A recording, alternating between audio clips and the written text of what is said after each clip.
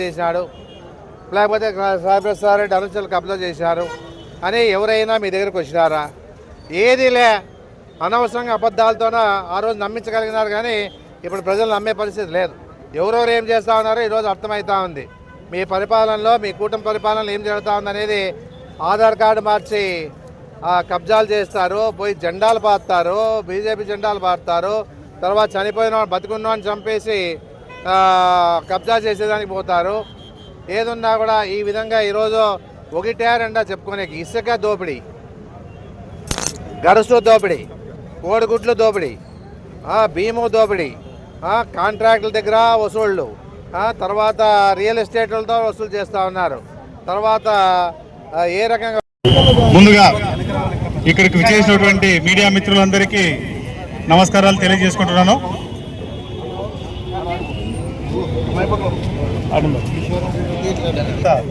మాజీ ముఖ్యమంత్రి శ్రీ వైఎస్ రాజశేఖర రెడ్డి గారి 77వ జయంతిని పురస్కరించుకొని సాయిప్రసాద్ రెడ్డి గారి మాజీ శాసనసభ్యులు ఆయన ఆధ్వర్యంలో ఈరోజు రాజశేఖర రెడ్డి గారికి పూలమాలలతో నివాళులు అర్పించడానికి విచ్చేసినటువంటి వైఎస్ఆర్సీపీ కుటుంబ సభ్యులందరికీ పేరు పేరున నమస్కారాలు తెలియజేసుకుంటున్నాను.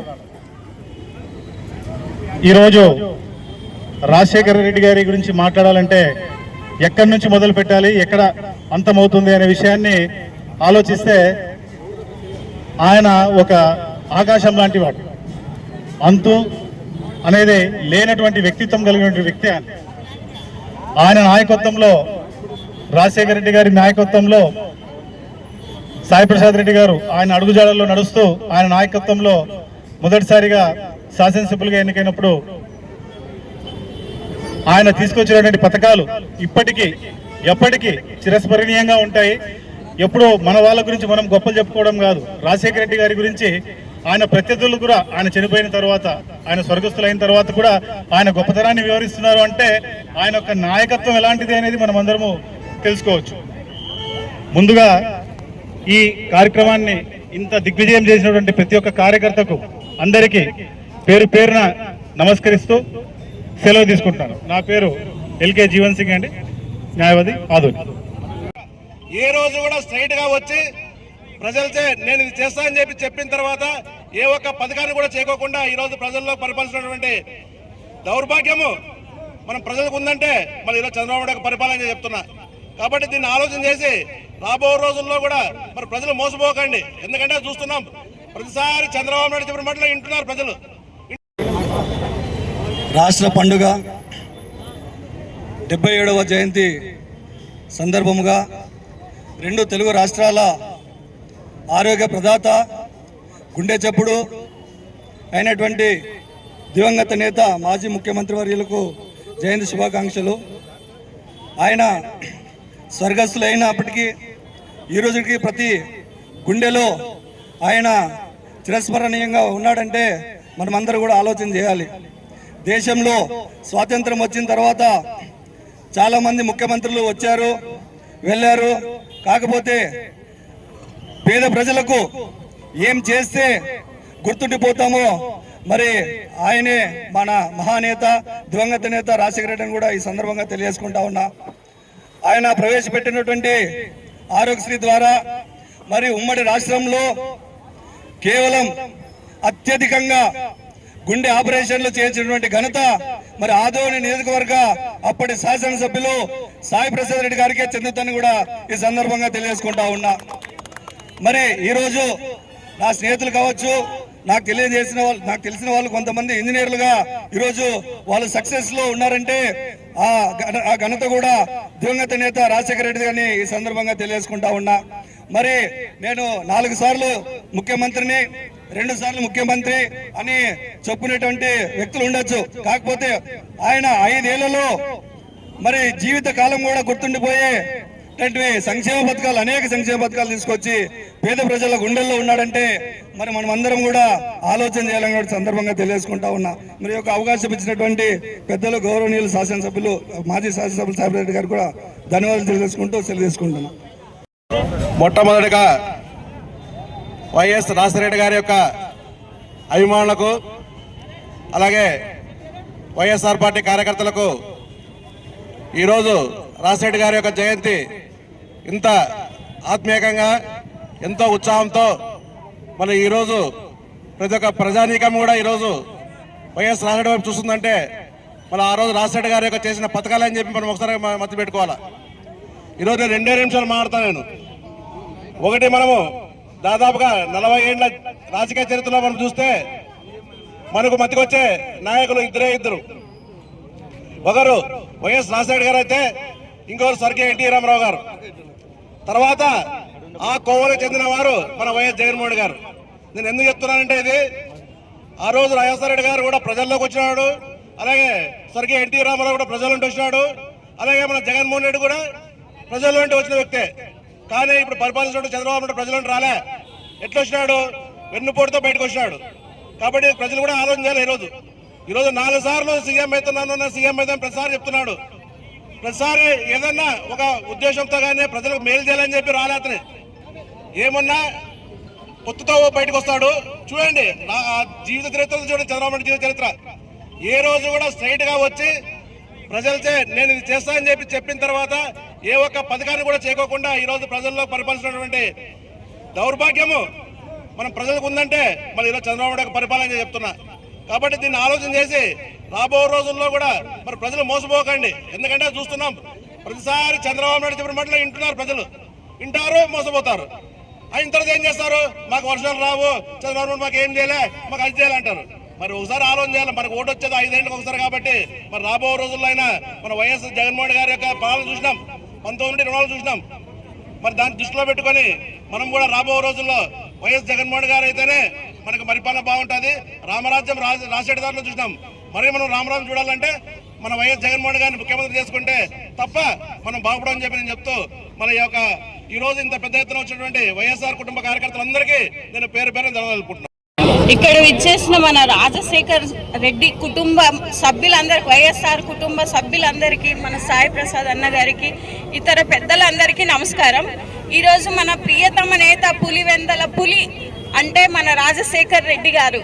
ఆయన పెద్ద మన ఆంధ్రప్రదేశ్ ప్రజల కోసం ఎన్నో మంచి పనులు చేసినారు. ఆరోగ్యశ్రీ కానీ, ఫీజ్ రీఎస్మెంట్ కానీ, ప్రజలు రైతు భరోసా కానీ, గుండె చప్పుడు అంటే మన రాజశేఖర్ రెడ్డి గారు.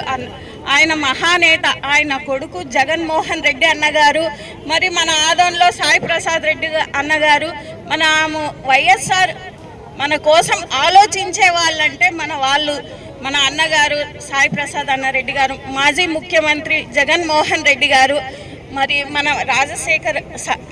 రాజశేఖర్ ఆశీర్వాదంతో మళ్ళీ మన పార్టీ ముందుకు నడచాలని ఆయనను మనస్ఫూర్తిగా కోరుకుంటూ ఈ అవకాశం ఇచ్చిన పెద్దలందరికీ నమస్కారం.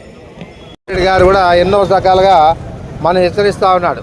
ఈ విషయంలో మన పార్టీ కార్యకర్తలు, నాయకులు, బిఎల్ఏలు, తర్వాత కౌన్సిలర్లు, సర్పంచ్లు, ఎంపీటీసీలు, ఎక్కడెక్కడైతే అభిమానులు ఉన్నారో అందరూ కూడా ఈ ఎస్ఐఆర్ విషయంలో జాగ్రత్త పడాలని చెప్పేసి, ఏదున్నా కూడా 2002 ఓటర్ లిస్ట్ ఉంటే చూస్తారు, లేకపోతే లేదా పరిస్థితి ఏం లే.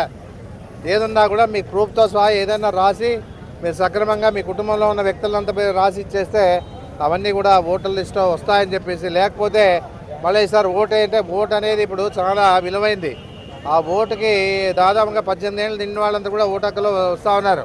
అలాంటి పరిస్థితిని కూడా గమనించుకొని చనిపోయిన వాళ్ళని తీసేసి, డబుల్ ఓట్లు ఉన్న వాళ్ళు తీసేసి, లేకపోతే వేరే గ్రామాల నుంచి వచ్చి ఇక్కడ ఉన్న వాళ్ళని ఇక్కడ ఉంటారో అక్కడ ఉంటారో ఆధార్ కార్డు తెలుసుకొని దాన్ని డిలీట్ చేసి మీరంతా కూడా ఆ విధంగా పనిచేసేదానికి మీరు డిలీట్ చేయించే విధంగా పనిచేయాలని చెప్పేసి కూడా మీ అందరూ కూడా ఈ ఎస్ఐఆర్ విషయంలో చెప్పడం జరుగుతూ ఉంది.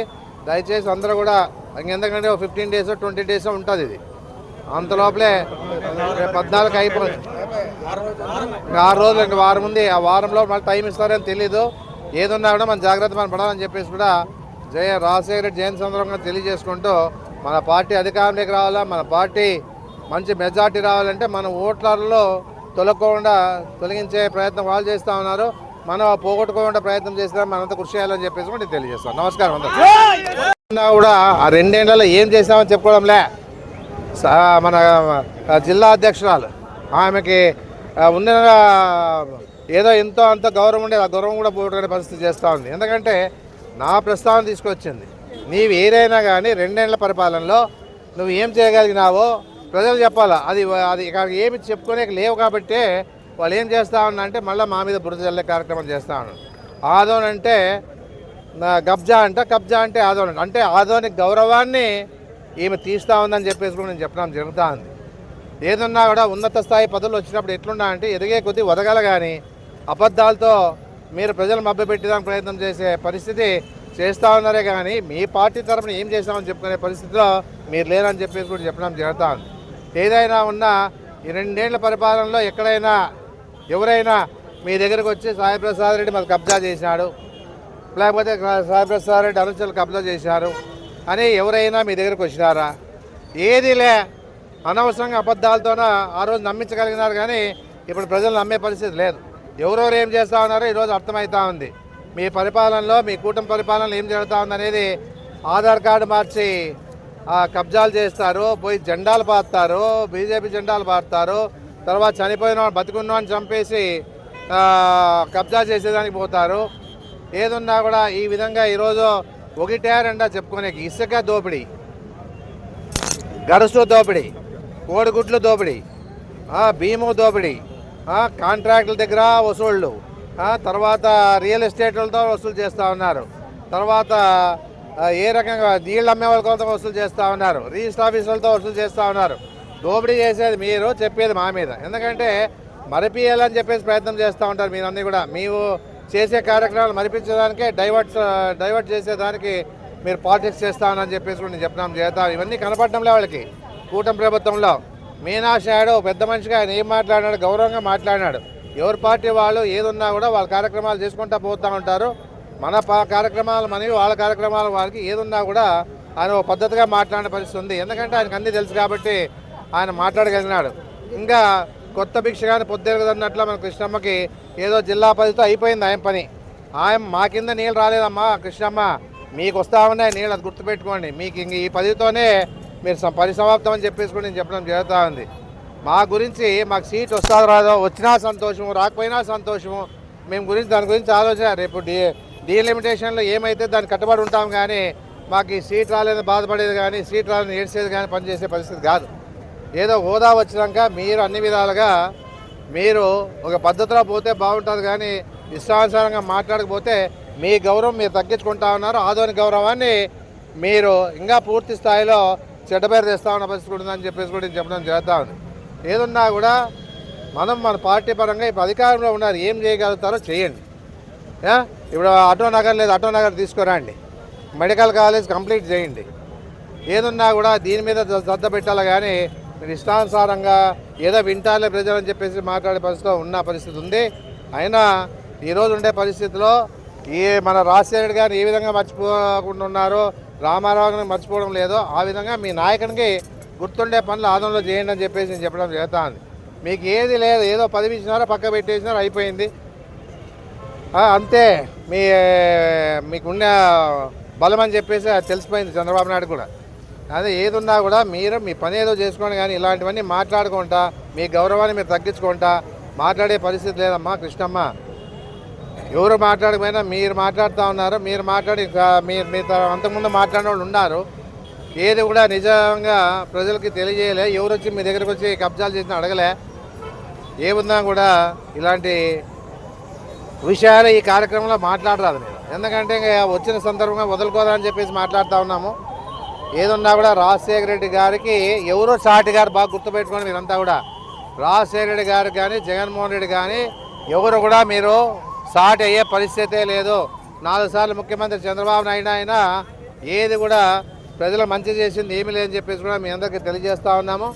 ఏదున్నా కూడా మంచి కార్యక్రమాలు చేసి మంచి పేరు తెచ్చుకొని మీరు ప్రజల్లో ఉండేదానికి ప్రయత్నం చేయండి కానీ అబద్ధాలు చెప్పేసి మీరన్నీ కూడా ప్రజల్లో మభ్యపెట్టడానికి ప్రయత్నం చేస్తే ప్రజలు 29లో మీకు తగిన బుద్ధి చెప్తామని చెప్పేసి కూడా నేను చెప్పగలుగుతా ఉన్నాను. ముఖ్యంగా ప్రాధాన్యత ఈరోజు బీసీలకి, ఎస్సీలకి, ఎస్టీలకి, మైనార్టీలకు వచ్చిందంటే ఒక రాజశేఖర రెడ్డి, తర్వాత జగన్మోహన్ రెడ్డి గారు అని చెప్పేసి నేను చెప్పడం జరుగుతూ ఉంది. ఏదున్నా కూడా ఆయన వచ్చిన తర్వాతే అన్ని రకాలుగా ఈ జిల్లాలో ఎంతమందికి బీసీలు అంటే ఒక వాల్మీకుల తరపున కూడా మా మేయర్ ఇచ్చినాడు, ఒక మంత్రి ఇచ్చినాడు, ఒక ఎమ్మెల్యే ఇచ్చినాడు, ఇక తర్వాత ఇక్కడ ఆదోళనలో మున్సిపల్ చైర్మన్ చేసినాం, ఒక ఎమ్మెల్సీ ఇచ్చినాం. ఈ రకంగా అన్ని విధాలుగా బీసీలకు ప్రాధాన్యత ఇస్తూ అన్ని వర్గాల వారికి కూడా అంటే జిల్లాకి అన్ని జిల్లాల వారీగా కురుబకి యాదవులకి అన్ని రకాలుగా ఏ విధంగా ఏ కులానికి ఏమేది ప్రాధాన్యత ఇచ్చుకుంటూ పోయినాడని కూడా మనందరూ తెలుసు. ఆ విధంగా పనిచేసుకుంటూ ముందుకు పోవాలి. కానీ మీరు అబద్ధాలు చెప్పి ఎన్ని అబద్ధాలు చెప్పినా ప్రజలు నమ్మే పరిస్థితి అని చెప్పేసి నేను తెలియజేసుకుంటూ మళ్ళా రాజశేఖర రెడ్డి గారు విషయంలో ఏదున్నా కూడా ఎవరు సాటిగారని మాత్రం గట్టిగా చెప్పగలుగుతా ఉన్నాం. ఏదున్నా కూడా రాజశేఖర రెడ్డి జీవితంలో ఎవరు టీడీపీ వాళ్ళు కాదు, రాష్ట్ర ప్రజలు మర్చిపోలేని పరిస్థితి ఆ విధంగా ఉందనేది కూడా ఈ జయంతి సందర్భంగా మీ అందరికి తెలియజేసుకుంటూ ఈ కార్యక్రమానికి వచ్చినటువంటి పేరున బీసీ ఎస్సీ ఎస్టీ మైనార్టీలకి అన్ని విధాలుగా అన్ని వర్గాల వరకు కృతజ్ఞత తెలియజేస్తూ, అదే కాకుండా ఇప్పుడు ఎస్ఐఆర్ వచ్చింది, జాగ్రత్తగా మళ్ళీ ఒకసారి ఎందుకంటే మీడియా ద్వారా తెలియజేస్తా ఉన్నా